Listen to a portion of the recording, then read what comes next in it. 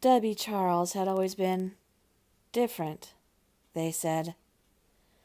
Debbie had been named after his father and his grandfather and his great-grandfather, William Benjamin Charles IV. He was called Dubby, short for W. The stories always said that when Dubby was a baby, he'd ignore the mobile in his crib, the one with the dangling animals, a tiger, an elephant, a giraffe, which played music, and instead he'd stare off into the distance, smiling. When he began to babble, he'd go on for hours a night, his mama and daddy listening through the baby monitor. They always thought that it was so cute, but as he began to be able to say a few words, early for a baby they were told, around 6 months old, they'd hear him and his words would sound frighteningly different than the first words of other babies. Bloody, harder, scare, you, and he'd giggle. When he was a toddler, and his G-Ma and G-Pop would babysit, sometimes they'd report that Debbie would sit facing a corner and talk to someone called Legion. When Debbie was 6 years old, his father died. He and Debbie were alone at the home when Bill was on the computer during a thunderstorm. The coroner said that Bill had been electrocuted by lightning hitting the house, although there were no signs of this on either the house or the computer. After that, Debbie would set a plate where his dad used to sit and tell his mother that it was now Legion's place at the table. Sometimes, Debbie would ask his mom if he could have a picnic outside for just him and Legion, and his mom always had to make a lunch for Legion, too. Then, when his mom would go to clean up the dishes, the plate for Legion was always empty.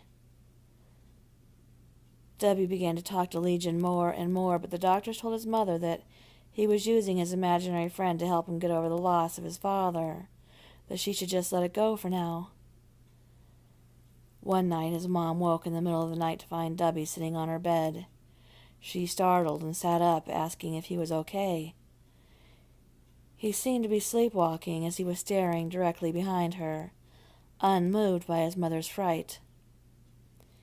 "I am Legion," said his mouth, but his voice was different. "Debbie, Debbie," his mother said quietly, as not to scare him awake. "I am Legion. Do not be afraid. If you do as I say," and as the story goes, his mother grabbed him and shook him awake, and he seemed surprised to be in his mother's room. He asked what was happening, and he began to cry. His mother took him back to his room and tucked him in. She hugged him tightly. "Hush, hush. Everything is fine," she said to him. But she wasn't so sure. She was frightened by what had happened. Still, she followed the doctor's instructions.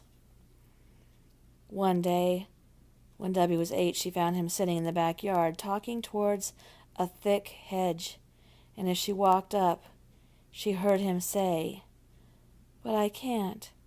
She's my mother." And then a deeper voice say, "She's coming." And Debbie quickly sat up and turned around towards his mother. "What's going on?" his mother asked, as she began to look into the deep, thick hedge. "Oh, nothing," replied Debbie.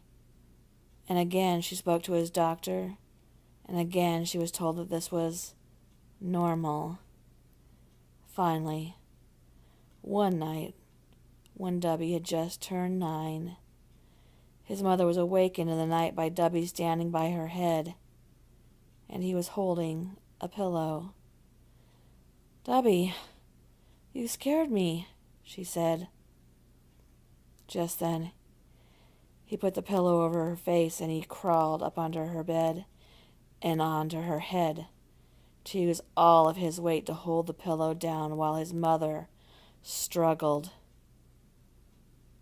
And while she was struggling, Dubby said, "Hush, hush, everything is fine."